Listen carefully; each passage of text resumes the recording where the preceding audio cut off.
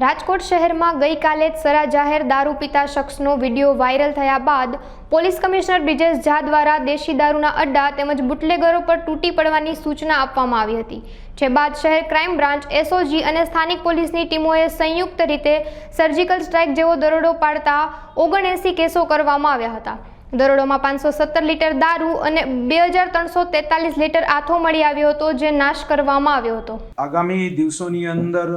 શ્રાવણ માસ શરૂ થઈ રહ્યો છે સોમવારથી, અને જે રીતે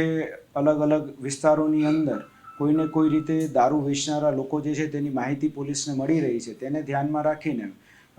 રાજકોટ શહેર પોલીસ કમિશનર માનનીય બ્રિજેશ કુમાર ઝા સાહેબની સૂચના અનુસાર રાજકોટ શહેર ક્રાઇમ બ્રાન્ચ, એસઓજી તથા દરેક પોલીસ સ્ટેશનના ડી સ્ટાફની અલગ અલગ ટીમો બનાવી અલગ અલગ વિસ્તારોની અંદર આજે વહેલી સવારથી જ તે જે દારૂ વેચનાર બુટલેગરો છે અને દેશી દારૂના અડ્ડાઓ છે તે તમામ જગ્યાએ રેડની કાર્યવાહી હાલ શરૂમાં છે,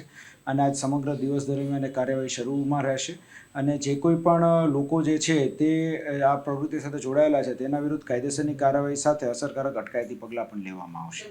ડ્રોનનો ઉપયોગ જ્યાં જ્યાં જરૂર પડે તે પ્રમાણે પોલીસ કરતી હોય છે, એટલે જે પોલીસ સ્ટેશનની જરૂરત હશે ડ્રોનના ઉપયોગની કે એડવાન્સ સર્વેલન્સ કરવાની, તો ત્યાં એનો પણ ઉપયોગ કરીશું।